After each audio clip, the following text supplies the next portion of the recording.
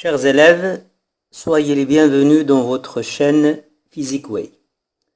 On va consacrer cette séance à faire la résolution d'un exercice qui porte sur les ondes mécaniques périodiques.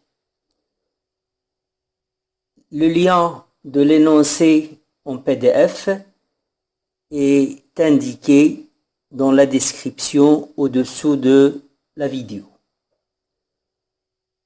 On attache l'extrémité S d'un fil élastique à l'extrémité d'une lame. La lame commence à vibrer à l'instant t égale à 0. La fréquence des vibrations est F égale à 100 Hz. La figure ci-dessous représente l'aspect du fil à l'instant de date T1 à l'échelle réelle.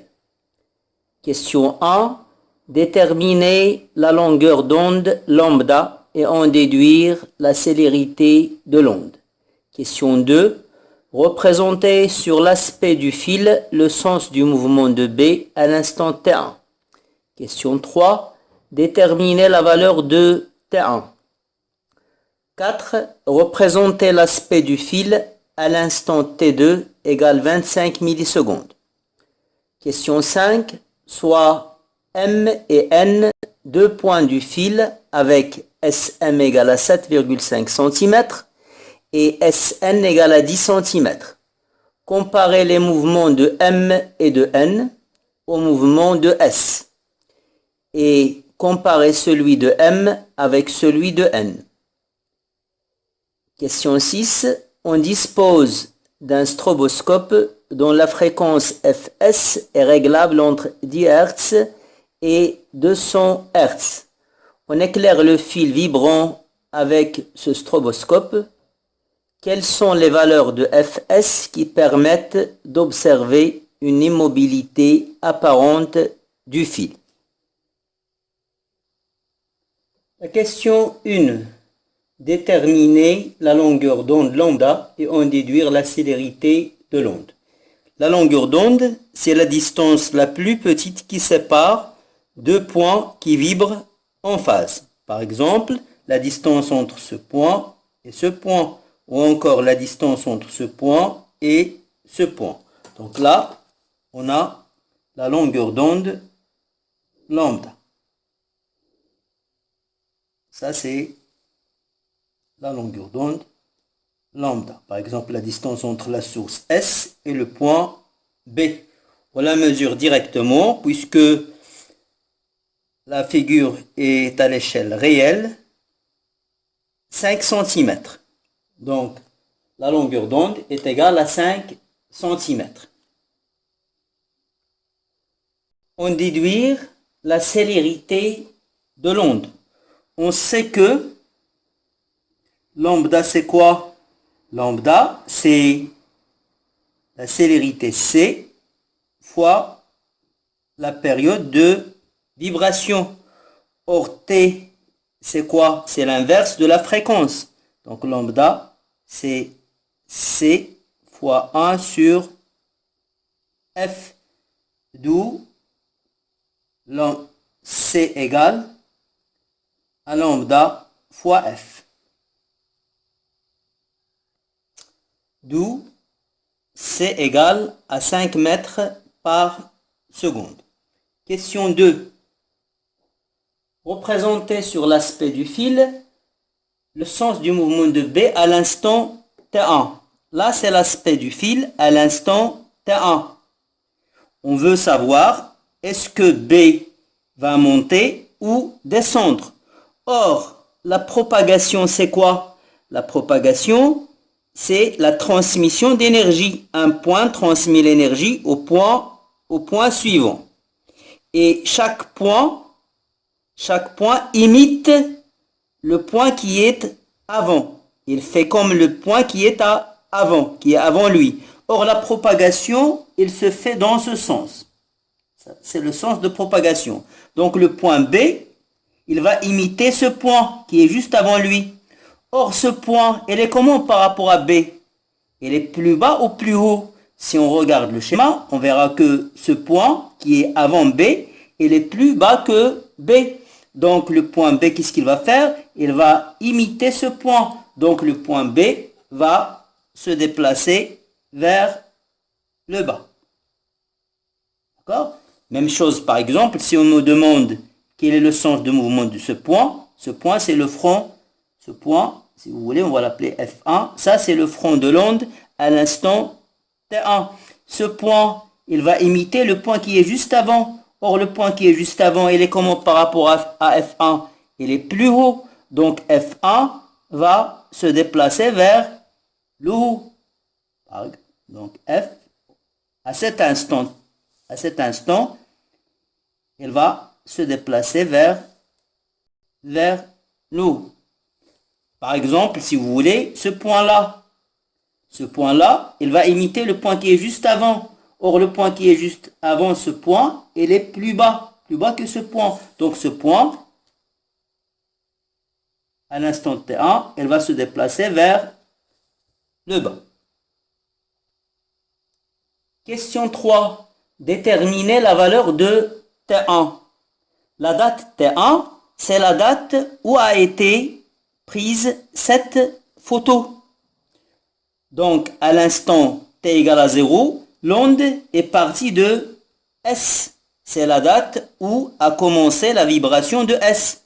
Et à l'instant T1, on voit que le front de l'onde, il est en F1. Donc, entre l'instant t égale à 0 et l'instant T1, l'onde a parcouru la distance SF1. Or, on sait que la célérité de l'onde, c'est quoi? C'est la distance parcourue divisée par la durée. Donc, la célérité de l'onde, elle est égale à la distance parcourue, SF1, sur la durée du parcours, c'est T1. Donc, T1 est égal à SF1 sur C. La distance SF1, on la mesure directement, c'est 7,5 cm. On remplace dans cette relation et on calcule la valeur de T1. T1 est égal à 1,5, 10 moins 2 secondes. La question 4. Représenter l'aspect du fil à l'instant T2. Donc, pour représenter l'aspect du fil, il faut d'abord déterminer la position du front d'onde. À l'instant T1, l'onde est arrivée au point F1. Mais à l'instant T2, il va progresser. Il sera dans le front d'onde, ça sera un autre point qui sera quelque part ici et qu'on appellera F2. Donc la première chose, il faut déterminer la position de F2. Entre l'instant t égale à 0 et l'instant T2, l'onde a parcouru la distance SF2. Donc la distance SF2, ça sera la célérité de l'onde, C, fois la durée T2. Et on calcule la valeur de SF2. SF2 est égal à 12,5 cm. Donc S, F2. Les points qui sont après F2, ils ne sont pas encore atteints par l'onde. Donc, ils sont encore immobiles. Donc, je les trace. Je trace l'aspect du fil. Ici, c'est horizontal. Maintenant, il faut tracer l'aspect de cette partie de la corde. On sait que le front de l'onde, c'est une crête. La forme du front de l'onde ne change pas. Là aussi, le front de l'onde, ça sera une crête. Or, cette distance de là à là, c'est combien? C'est lambda sur 2. Donc, je vais diviser le segment SF2 en petits segments de lambda sur 2, en commençant par F2. Donc, j'ai divisé le segment SF2 en petits segments de lambda sur 2, lambda sur 2, lambda sur 2, etc. Le front de l'onde, c'est une crête. Donc là, d'accord, aura cette forme. Là, ça sera un creux, là, ça sera une crête, là, ça sera un creux, et là, ça sera une crête, et je représente la forme de la corde. Voilà. Après, je continue ma représentation jusqu'à arriver au point S. Ainsi, j'ai l'aspect du fil à l'instant T2, à T égale T2. Cinquième question.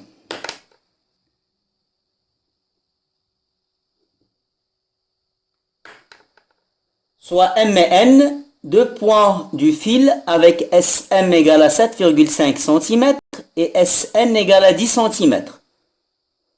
On va commencer par comparer le mouvement de M avec celui de S. Comparer, ça veut dire quoi? Ça veut dire voir, est-ce que S et M vibrent en phase ou est-ce qu'ils vibrent en opposition de phase?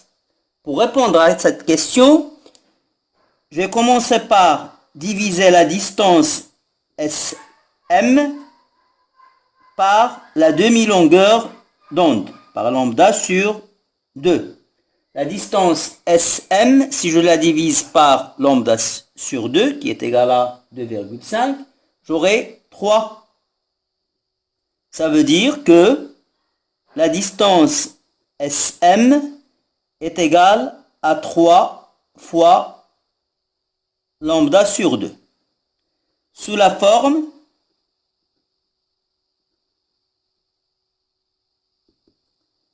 SM égale à un nombre impair qui s'écrit 2K plus 1 fois lambda sur 2.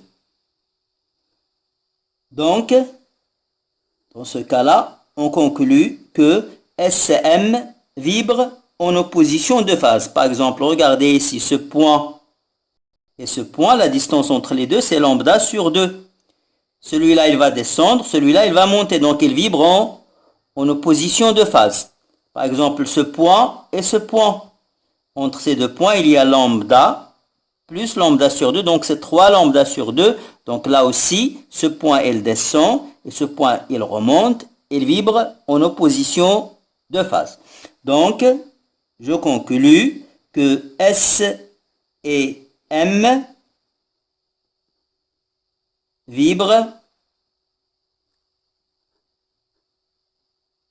en opposition de phase.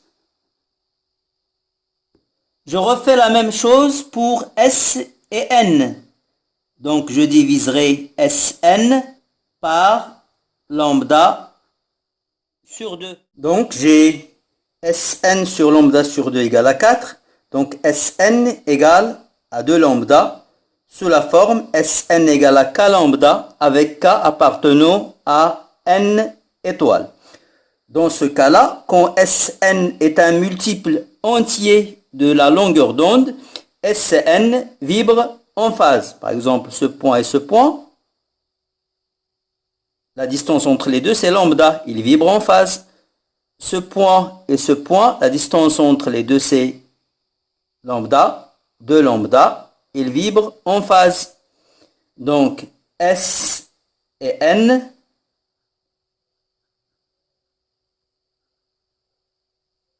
vibrent en phase. Après, on va comparer le mouvement de M avec celui de N. Or, SCM, il vibre en phase. Et SCN, SCM vibre en opposition de phase. Et SCN vibre en phase. Donc, j'en conclus que N et M vibrent en opposition de phase. M et N vibrent en opposition de phase. La question 6. On dispose d'un stroboscope dont la fréquence Fs est réglable entre 10 Hz et 200 Hz. On éclaire le fil vibrant avec ce stroboscope. Quelles sont les valeurs de Fs qui permettent d'observer une immobilité apparente du fil vibrant? Pour observer une immobilité apparente du fil, il faut que la période du stroboscope, Ts, soit un multiple entier de la période de vibration du fil, avec K appartenant à N étoile. Implique, je prends l'inverse de chaque membre de l'égalité, 1 sur Ts égale à 1 sur K fois 1 sur T. 1 sur Ts, c'est Fs. Et 1 sur T, c'est F sur K. Donc c'est ça la condition que doit satisfaire Fs. Or, on sait que Fs, elle est comprise entre 10 Hz et 200 Hz. Pour connaître les valeurs de Fs, il faut connaître les valeurs que peut prendre K. Je vais remplacer Fs par son expression. J'aurai donc 10 Hz inférieur ou égal à F sur K.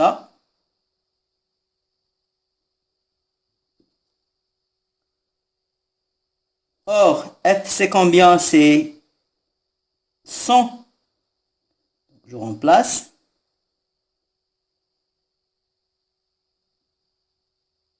Sur K.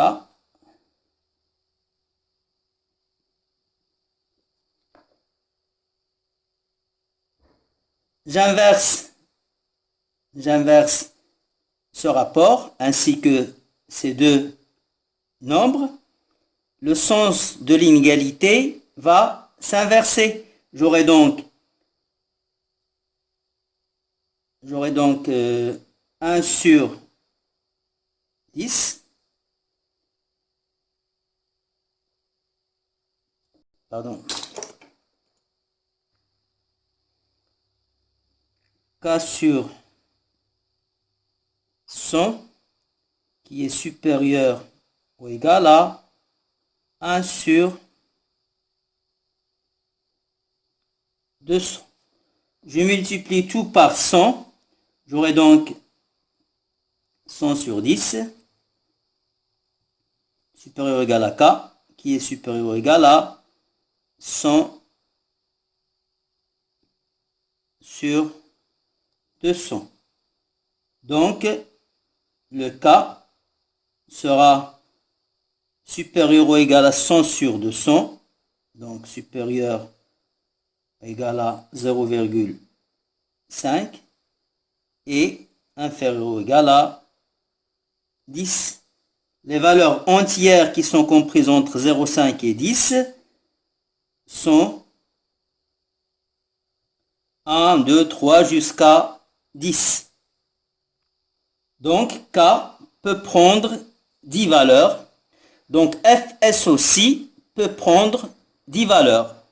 Les valeurs de Fs, c'est Fs.